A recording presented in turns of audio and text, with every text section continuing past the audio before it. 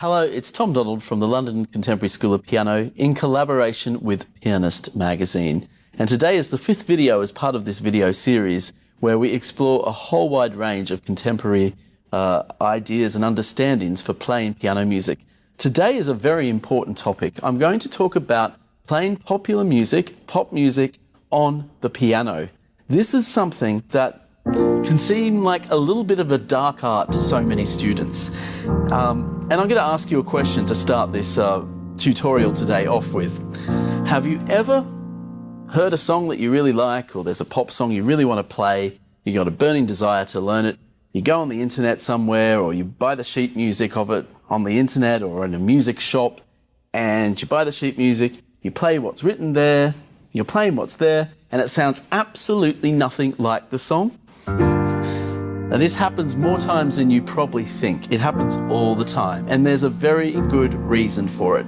Because you're not learning a Mozart sonata where Mozart has written down the music, because in the classical eras, the recording industry was notation. But in the pop music era of the 20th century and the 21st century, the music is not notated by the artists. It's recorded by the artists. They work out the song together in a rehearsal room, bass player, drummer, keyboard, guitars, vocalist, all of these moving parts. They jam it out, they figure it out together, there's production, and we have a final product, which is a recording, not a score. Later on, someone sort of hashes out a score, and then the score gets sold, but it's really nothing like the piece, because you can't really have one size fits all. So how do we solve this puzzle? Well, the ultimate truth is, if we're going to play pop music on the piano, we need to get a few arrangement skills and pick them up along the way, and I'm going to help you out with that today. So let's start with a couple of well-known tunes. And the first start, I call it the first pillar that you need if you're going to work out how to arrange a pop song, is you need the chords. You've got to know the chords of the song, and just be willing to play through the song as chords only. Take out the melody. So if we get like a famous tune like Let It Be by the Beatles, I'm just going to chord it through to start with, just to get the contour of the piece.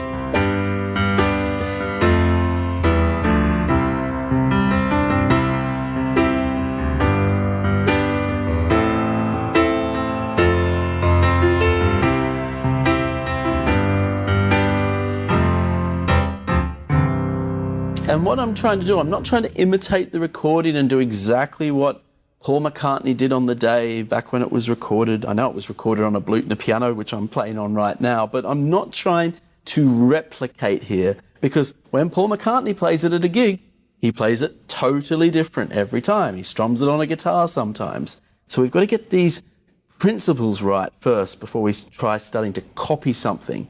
And that's the key here to understanding this music. We build it up from its roots. So I've just played through the chord progression there. So how do I add the melody to this? And on the piano, adding melody to pop songs is where we have all sorts of little tricky problems occurring. Like, for instance, on some sheet music, you'll see the chord written in the left hand and the melody in the right hand, and it'll sound something like this.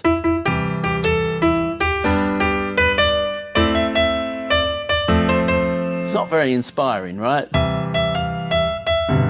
So we want to avoid that. We want to avoid this, put the chords in the left hand and the melody in the right hand approach. It doesn't really work. So what do we do? Well, the most important thing is to think about the right hand here.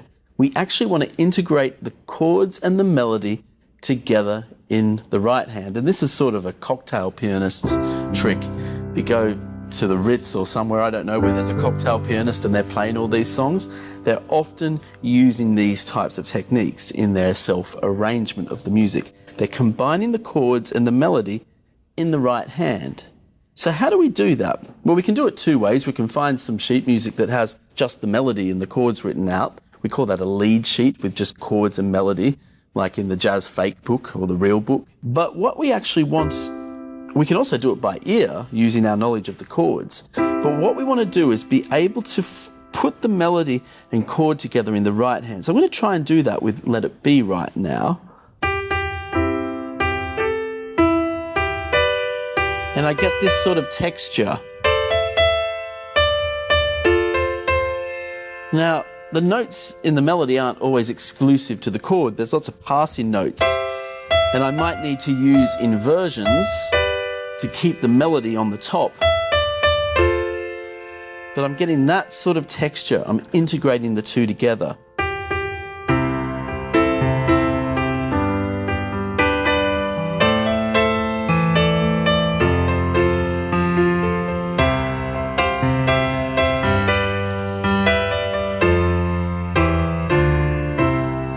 And that's going to take a little bit of work.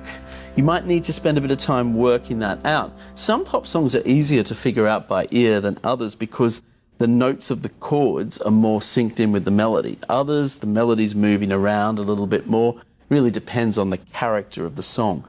But that's a really significant step forward in our arrangement skills when we play this music. Let's look at another example. We'll look at the famous Elton John Your song. So again, I'm trying to put the chords and the melody together in the right hand here. That's my idea. I'm not trying to separate the two.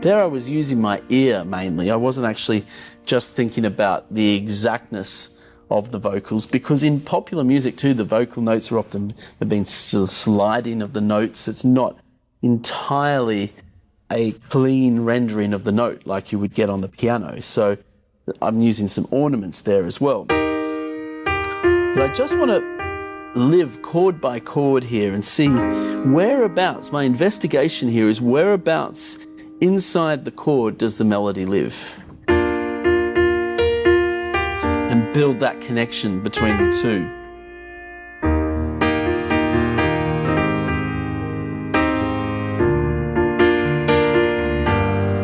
Sounds so much better, doesn't it, than having the chords in the left hand.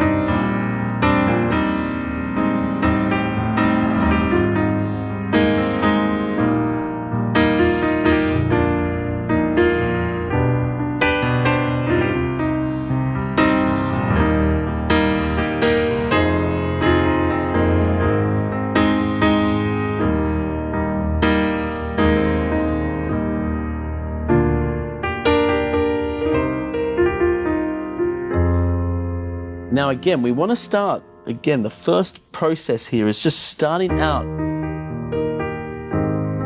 by chording out the piece without the melody, because you really want to feel those different positions of the chords in the piece before you can start adding that melody there. So that's your first step. The first step is chord it out, and then the second step is find where the melody lives inside the chord progression. And a little nice stepping stone for doing that, and I'm going to use Sitting on the Dock of the Bay as an example, is you can also, this is like a little halfway house methodology you can use to just find that melody, to help you find that melody, because I know this is a difficult skill. But Sitting on the Dock of the Bay, what I'm going to do is I'm going to play the chords.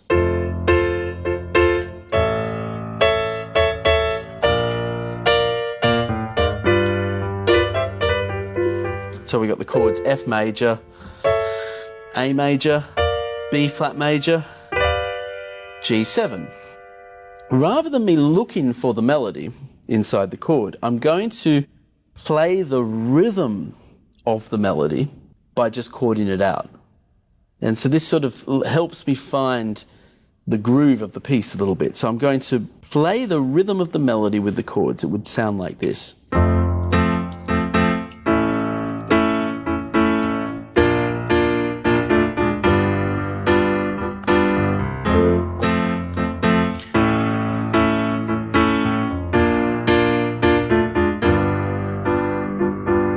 And that's a good stepping stone to then finding the melody.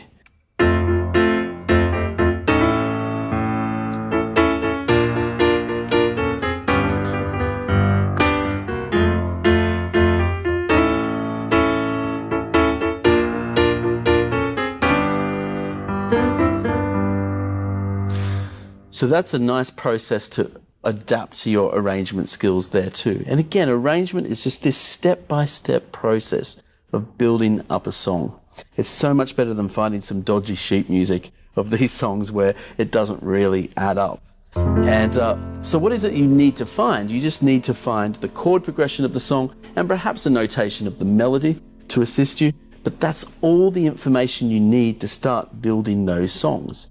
The next step is just adding those grooves and integrating all of those parts together. So let's now look at a few pieces of classical music and see if the wisdom of these great classical composers can teach us anything about arranging. And you're going to find a lot of the time it can. So I'm going to have a look at a beautiful bit of music by Beethoven very quickly, just a little bit from the Pathetique, second movement, the Pathetique Sonata. This is a beautiful chord progression.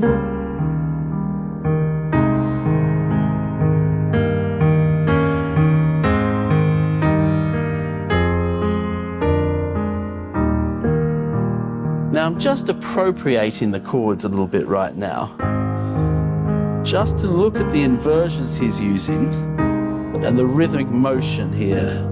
But I'm just trying to get a sense of where those chords and harmonies fit together. What I quite like about that is that Beethoven, in this case, is equally distributing the chords and melody together through both hands. So it's not just the right hand that's taking the chords and the melody. The left hand is also complementing what the right hand's doing with some rocking motion of those chords.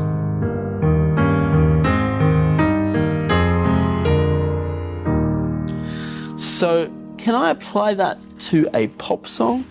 Why don't I get something like, that would work well with a ballad. Maybe I'm thinking of Elvis here, Can't Help Falling in Love with You. That might work really nicely.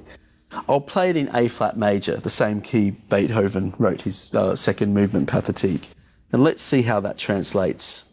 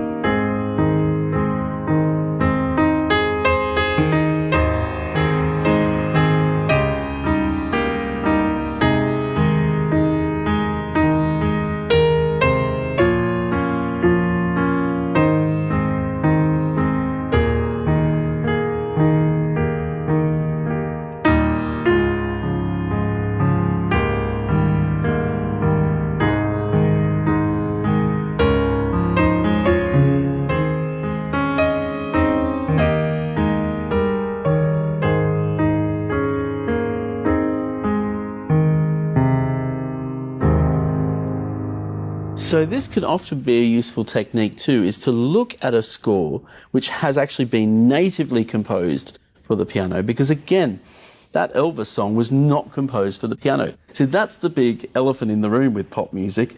A lot of this music was not composed at the piano. So how do we expect a score to actually help us? It won't really. We need to get the materials of that song, the chords and the melody, and then perhaps model it on another piece that was composed for the piano and think, well, let's try it out for size. Does that work? So that's a more advanced technique you can use, is you can basically get some great arrangement skills, take them from the great classical composers, analyze the chords that they're using, analyze the type of arrangement they've used, and try and plug it into a pop song. That can be a lot of fun as well. That can work really well. But then we have another problem we need to investigate with pop music as well, playing it on the piano. And I noticed this from my days in cocktail bars where people would request all sorts of stuff and I'd try and make it work on the piano. And this is a song I really, really like, but like a lot of pop songs, the melody's actually not really, there's not much to it. There's not much of a melody at all. The singing is just like just a couple of notes here and there, and it works well on a voice, but it doesn't translate well to the piano. And so some pop melodies just don't sound good on piano at all. And this is Hotel California by the Eagles. I mean, it's just dull to play that on a piano. I think it is anyway. But it's got a great chord progression. So in that case, maybe we should just play around with the chords. We can arpeggiate the chords, because this is a fantastic chord progression. B minor, F sharp, A major, E major, G major, D major, E minor 6, F sharp 7. I'm going to start arpeggiating.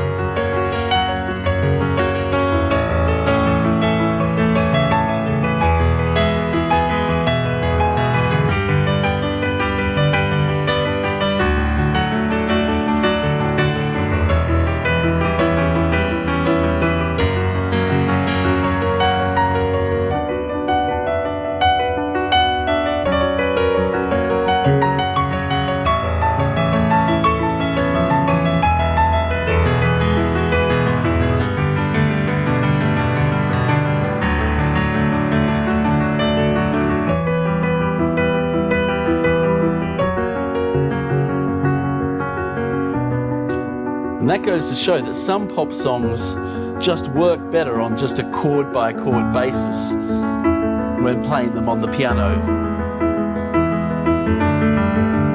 I hope you've enjoyed this video series in collaboration with the Pianist Magazine. It's been an absolute privilege and pleasure to present these topics to you. I'd love to find out how they've helped you in any way they have. Just put it in the comments section. And if you'd like to have some resources to help your practice in these areas, do head on over to our website, London Contemporary School of Piano. It's contemporaryschoolofpiano.com, where you can claim the free resources kit that accompany these videos and many of our other videos on our native YouTube channel. And if you'd like to find out more about what it is we do, we're based here for our one-to-one teaching here at the superlative, beautiful Bluth the Piano Centre here in Baker Street here in London. And I'm just playing us out here on these Hotel California chords. I haven't even touched the melody of the song.